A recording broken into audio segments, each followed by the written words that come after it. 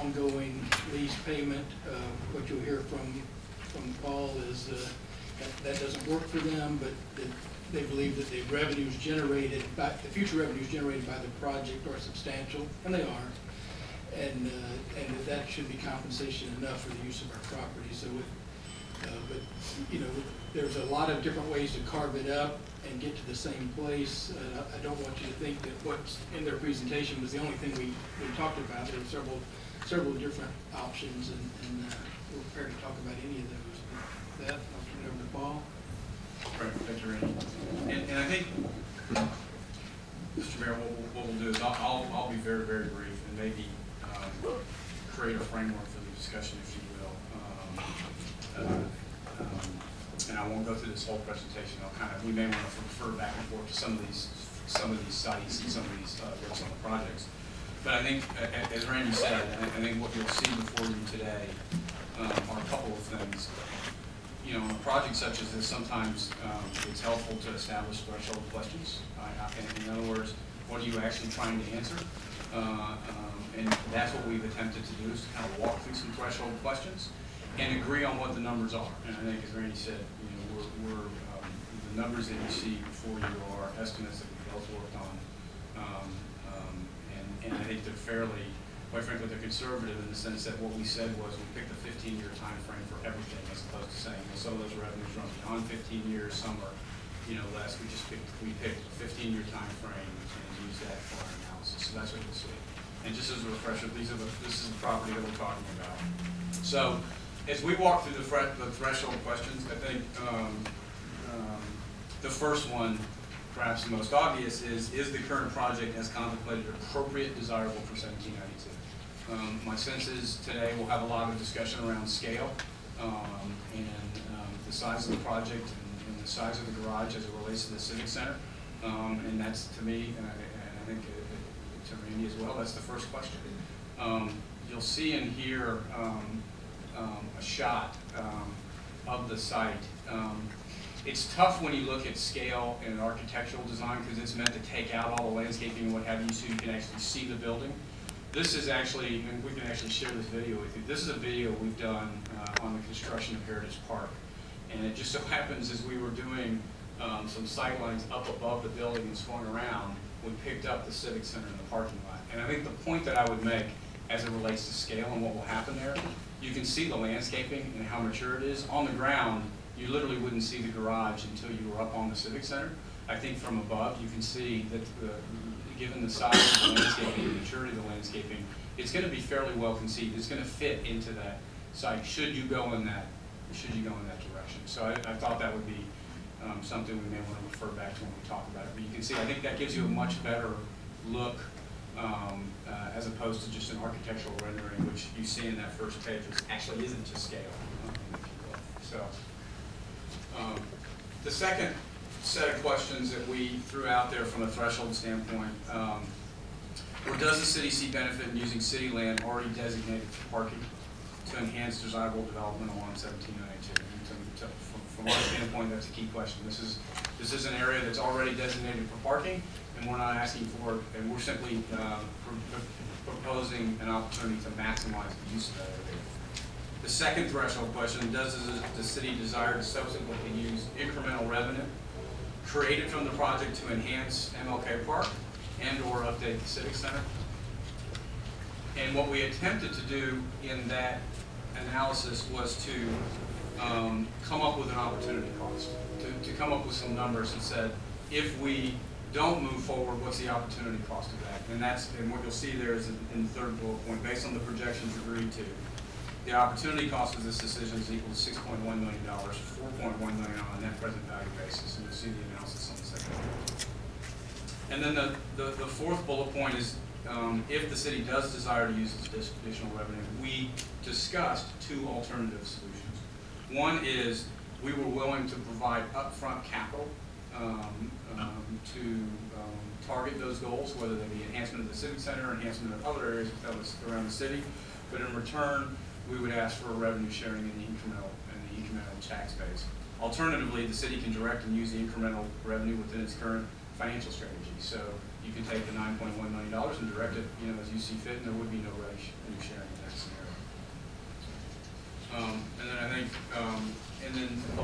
page is simply the analysis, and you can see the numbers are significant. And so what we said was we looked at the revenue impact to the city based on the project that we proposed, and then we said no decision. And essentially in that scenario, the project would wait for another year, which would likely have to. It would be significantly less density, and in that scenario as well, the hotel would not be a part of the project because the parking would essentially go where the hotel site would be. So it's a fairly reasonable analysis. It's a fairly conservative analysis, and you can see the numbers. We did it both on a total revenue basis and a net present value basis using Randy's the city's cost of funds at 5%. And you can see at the bottom, that's essentially the difference. So the opportunity cost of the decision today, if you will, is somewhere around $6 million. And Paul, if you don't mind if I interrupt, I think that this is a really important part of the analysis, because we're not saying this is the amount of money that comes to the city if you accept these scenarios as opposed to zero. I think that we've tried to take a very reasonable approach to this and assume that at some point within the next few years, someone is going to come forward with a different type of project, and that those would then create some revenues coming to the city. And so we were comparing those. Paul's not saying that we would do number 2. We're just saying that if you're going to compare these numbers, it was reasonable for us to provide the city with some other option.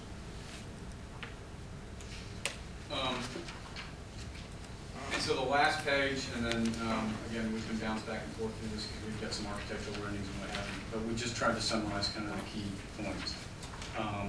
And certainly some of these are our opinions. How does the garage and project benefit the city? One, it's solid urban planning. Ensures the maximum use of the park. It improves the pedestrian experience in this area.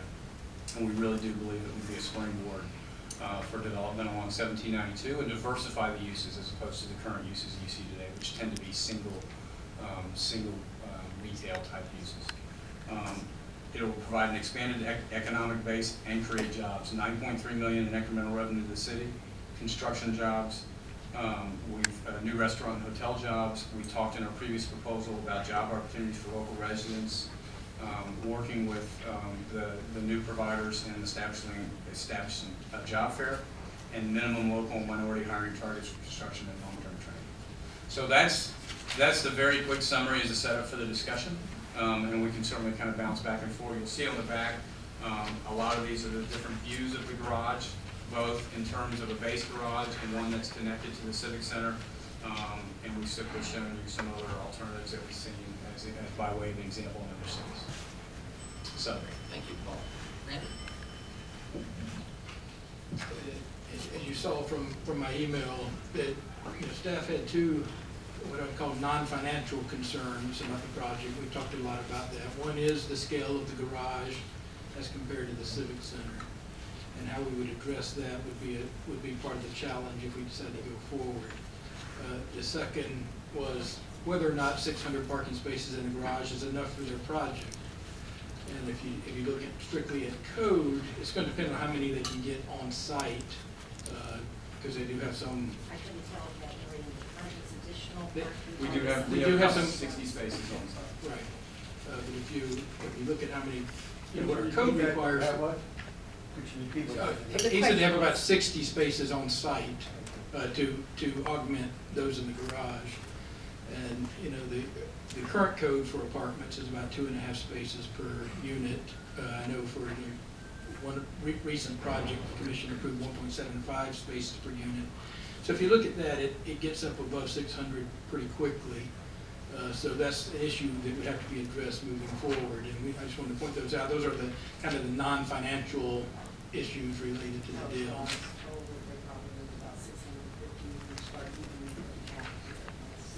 We don't agree with staff. Yeah, they don't agree We can that get practicality, into that if we want practicality, they don't feel they need more than that. Code, they might. With practicality, they believe with valet and that type of thing, they can fit a lot more.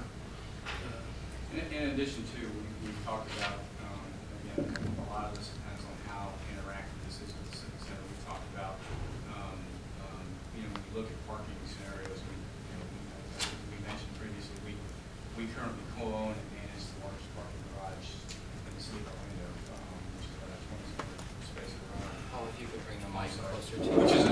2,200 space garage, whenever you design a garage, you generally design a garage to oversell it because all of the uses don't line up at the same timeline. And I think one of the things that we've talked about as well is if for some reason there was one of those perfect storms where there were a bunch of nighttime events at the Civic Center and the restaurants and what have you, we can certainly valet park in the Heritage Park parking lot, which is essentially across the street and is another site that we can control. So I think there's additional flexibility that we can build in. So Randy, continue. Let's hear the staff's report as we did it before we start talking about some of the details. That really kind of concludes ours. You know, we talked a lot about, as Paul mentioned, the need to refresh the Civic Center.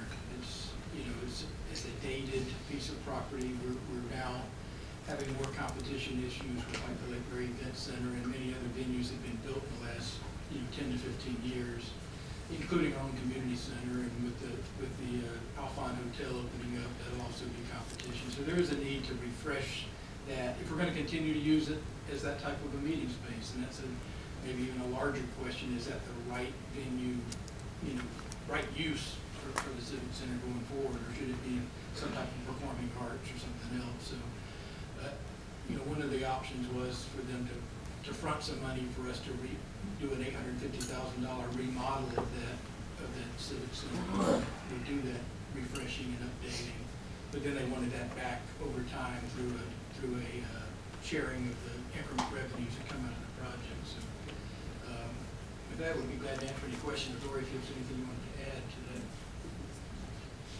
And Randy, just one quick question. I thought I saw in your email that the numbers that Paul's presented are Yes, we worked them up close independently. enough for certainly sitting here and talking about, but there's no wild swings in there as far as the projected revenue. Right, he sent me his numbers without all the backup, and I worked it up.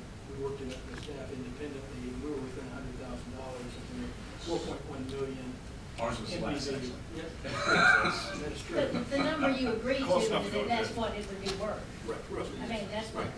the only number y'all That's agreed correct, to. that's correct. And we're just saying that the future That's revenues, what the taxes would be. the taxes, the electric revenues, the franchise and Right. utility fees, and as you said, on 15 But there's year. nothing beyond that. We're not sharing ownership in the garage. We're not sharing revenue from the garage. Right, we haven't gotten into the operating agreement. Okay, I just want to make sure I understand that revenue number is simply the taxes that would be paid on that product Over And- and above, and the Utility electric revenue. franchise fees and all. Over and above. over and above what could happen there, without just parking going across the street.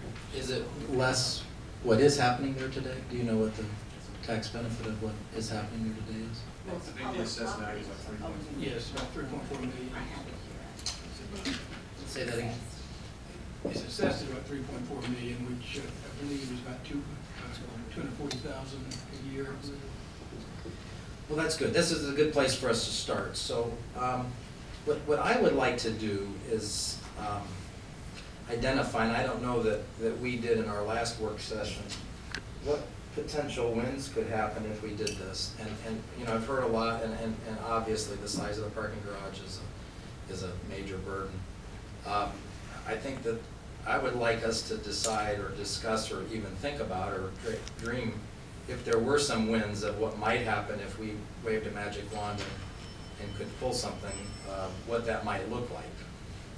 And I'd love for some dialogue around that because, and I will begin by saying, I've heard, Randy, I want to go visit some of these newer centers that are being built, but the current Civic Center, at least based on, I don't want to put words in the staff's mouth, but is becoming very, very, very dated and is not, I guess, becoming as competitive within the market for that. So long term, we're going to have to do something with that. And if a project helps us do something with that, that to me would be a potentially win. For me to understand what a win-win was, and that's the reason I had asked for the FAR, and I do appreciate that you gave that to us in this package. But for me to understand what a win-win looks like, I need to understand what the value is of the property. Let's say if you were to get how many more multifamily units, that has a value per unit for the land that we are being asked to give up for the parking garage. If you have more keys to your hotel, if the parking garage was on your site, how many fewer hotel rooms would you have? How many fewer multifamily units could you build? I'm just trying to get my arms around what is the monetary value? Well, I think- and that's a good question. That's not a city win, though. That's a win for the developer. So Oh, one of no, the things it's- I wanna it's a talk win about for- are what are wins for What us. is the value of what we are giving away? Until we understand what the value is, we can't possibly understand what equity looks like. I think if you turn to the financial analysis, that is what we're saying. Option 2 would be what could be built. And essentially, That's the difference. what happens is the hotel goes away. I mean, there's no physical way to do the hotel on site in this scenario. If you do your multifamily, because the Marriott downtown, the Marriott Courtyard is on 3.16 acres. It's 200 rooms, and it's on a lot that's a little bit smaller than this one. So the Marriott could be there, but the Marriott plus 260 multifamily units would work. But I get in addition, that. we don't believe it's a full-service site either. What we're hearing from the hotel feasibility studies is that it's a limited service site. So that means you're gonna be somewhere between 100 to 125 rooms, not 200 rooms, not 250 rooms. So, and just physically where you put the parking eliminates the hotel in this scenario. So Randy or Dory, I guess the question is a legitimate one, and that is what is the value of the land that we have? And I realize parkland is, in some respects, is invaluable. But if somebody offered us $100 million for the property, we'd probably quickly realize that it had some value. If it was We'd different. take it. We'd take it. I mean, we'd figure that out. So what do we perceive that number is? We estimated somewhere in the $1 million to $1.5 million range. For how much? For that. So that's the taxable value. Not the To value. be clear, we're talking about the parking lot. Our land. The market value. Sorry, and taking that out of parkland and making it into commercial, you would have We would to change bump up land use, against and that. you'd have to change the land use and the zoning, but if you took that out of its current status as parkland and made it buildable, we estimate, city staff was estimating it would be between $1 million and $1.5 million. Now, that's without going to an appraiser. Right, we- just leaving it at 45% commercial. And Well, and and it's a good discussion because it's one of the things we took out of this analysis because we said, let's take the subjective elements out of this because frankly, we disagree with that number. It's an acre and a half that sits off of 1792 that isn't very commercially viable given where it sits, and I think it would be very difficult to achieve $1 million in market value where that land is. And honestly, Paul, that's the reason my question was, what is its value to you relative to this project? And to me, that's what sets the value of this particular piece of property. And the reason I wanted to know that is because my first thought when I looked at it was, you said, what do you think about putting the garage here? I looked at a parking garage on the site and it totally turned me off for numerous reasons. Number one is why would we give away parkland? Why would we, because we have a parkland level of service that we work hard to maintain, why would we destroy the open vista of the park? Especially, why would we do this to subsidize a project that is not in keeping with our village character? I agree with you, it's perfect urban planning. And urban planning down next to the courthouse in Orlando is wonderful, and there's no doubt about quality with CNL. But to me, it's about character, and it's about density, and it's about your 260 units, one block away from 204 units at Casto, 105 units at Kensington, a half mile from Ravidage with 1,700 new residents contemplated. So what are we doing to the character of Winter Park? And I think it is solid urban planning, and it belongs in a solid urban environment in Orlando. Well, So, I mean, again, that's what it impacts the developer. The developer's gonna take the risk if he thinks or she thinks apartments are gonna work there or not. I really am interested what's in it for the city. And obviously, a good development is positive for the city. We've seen that income here. And we agree that that will be a positive thing for the city. But I'm very interested because, I'm the mayor of the city. I'm not the mayor of CNL. I'm not the mayor of the Mount Vernon. I'm very interested in what we might be able to look at to see if there was something that could make a better city because of this, in addition to the project being a good project. Because I think on the surface, it's a good project. And I happen to disagree. I think good projects need to happen in Winter Park. They don't allow it to happen someplace else, so. Can we look at the threshold questions? Because Sure. a little bit about this whole process to me has been that I felt like this process just started down the path, and we never really Well, dealt let's go to with the questions. let's go to the threshold questions. I think We that's a keep very those. legitimate thing.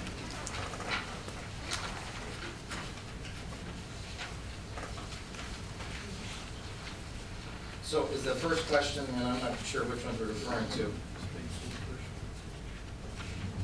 So, yeah, is the current project as contemplated appropriate and desirable for 1792? I think that's an interesting question, but that may come to us with or without this conversation. So I think we'll say grace over that, with or without.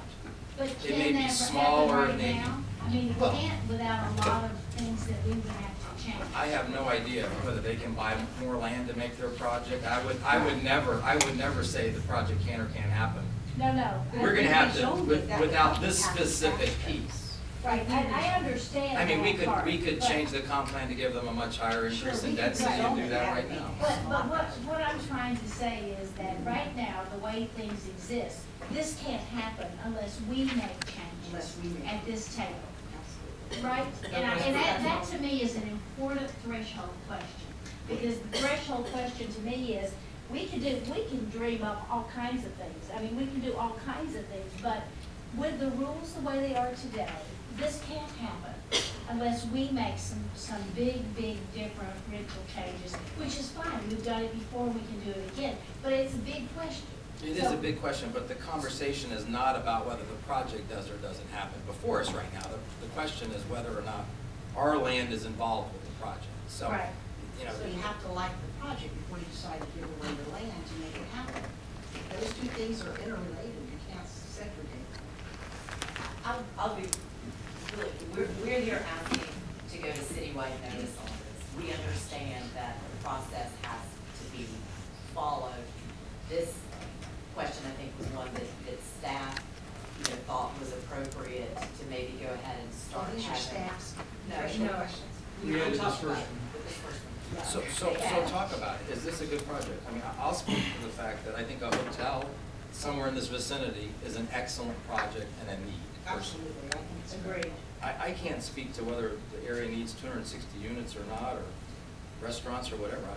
I don't know, that comes to us in our normal processes. I'm sure you have a form of opinion on it, if this is a Okay. good project. Well, I think the project in and by itself could be a great project, but the thing that puts it in harm's way for me is coming in somewhat of a presumptuous way to the city and asking for our, not just support, but really for us to give them our land. Because I have to tell you, I was highly disappointed in this, because it seems to me like it was a little like when I was teaching school and somebody turned in a bad paper and I said, try again, and they just went back and did the same thing and just did it on different colored paper. I don't see anything new here. Only thing I see is y'all agreed that somebody's gonna get a lot more money in taxes, but I don't see the city benefiting from this. And 3 weeks ago, we were very clear at this table. We said, come back and tell us what the city's gonna get for you all doing this project. And I don't see anything. No, and I don't either. That's why I asked, what could we get? Because obviously it hasn't Okay. come to this point. And I think we as a commission need to help the conversation, if we're going to say what we might get from the project. Well, and that's my bothersome, is if we're having to pull this out, then maybe there's nothing there. Because And I don't know if that's the Offering it in a case. competitive I don't know if environment. that's the case. okay, So- well, I so- will work with you, but then let's answer number So, two. yeah, well, I'm sorry, go on. Does the city desire to subsequently use incremental revenue? I mean, to me, Can we stay on number one Oh, for just a sure. second? 'Cause So- I'd like to. So I'll speak from this I standpoint. kind of like us all, if we Okay. feel I was gonna let it appropriate, go. Yeah, I'd like to hear from everybody. well, to speak to them as we go through, so we're not backtracking. 'Cause, just, yeah, I'm sorry. we have, no, I it's am not- very, it's not a- I think a hotel on this property, especially if this property was paved and became a parking lot, or paved and become a, I don't know, the Mount Vernon, something else, I think the need for hotel. hotel, and when we went through the state office building conversation, we heard from ministers on the west side and everybody, they said, you know what, we need a venue in our city where we can have meetings of 200, 300 people, they can come in, take 50 or 100 room nights, and have a conference or whatever. I think that's a good thing. I think the city making, or helping that happen is a good thing personally. And when you say on this property, you're talking about the Mount Vernon property. And I Well, there's agree. been a hotel. Yes, and absolutely, I agree. I think we should fight for that in Marriott Court. The other thing one could argue, Sarah, is that we haven't envisioned what 1792 looks like. That's true. But we all have said we need to vision what 1792 looks like. I don't know that it's presumptuous in my mind, but I assume by us saying we need to vision, that we think there are things that could be better on 1792. And, you know, whenever we're asked to decide on something like this, are we deciding on, is this better than what's there? I don't know. Ultimately, the market has to decide those things. But, you know, is it too big, too small, too green, too orange, too whatever? Those to me are decisions that we make at a different time. But, you know, I would certainly not want to see personally a shuttered Mount Vernon. I think that's close. I certainly would not want to see, you know, we're having some pretty exciting things happening around it across the street. We're seeing demolition, today it's going stuff down. happening.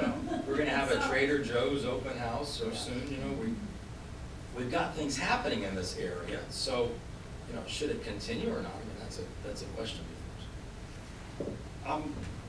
In the appropriateness for 1792, I don't, and I'm gonna draw the line at the parking garage and just look at the Mount Vernon site for a moment. I think I've told you in discussions and whatnot, I don't have a problem with that.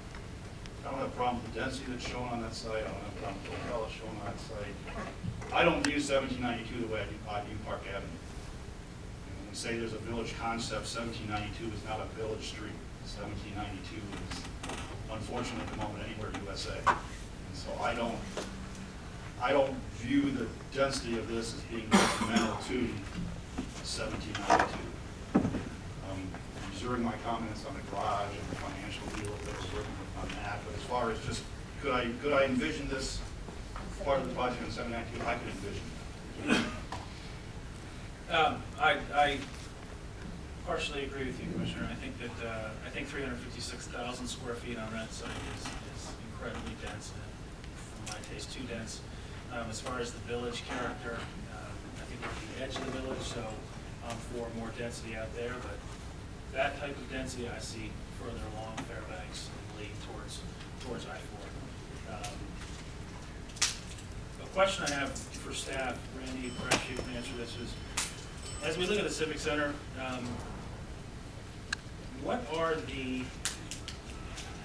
is the Civic Center in competition right now with the Community Center and the Alpha? I mean, we have 3 similar sized venues for events. Yes.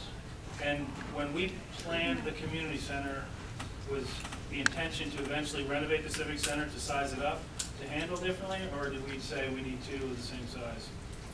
I think we saw a slightly different market for the community center. It obviously has a lot different, for the most part, a lot different types of events. It doesn't do as many wedding receptions, that type of thing. It does a lot of more meeting type of things. And I'm actually okay with the Civic Center playing the meeting space requirement that you guys are gonna have from major guests if you do the hotel there. But I do think it's an opportunity to review it and size it properly if we need to renovate. But as it stands now, that density on that site to me is troubling.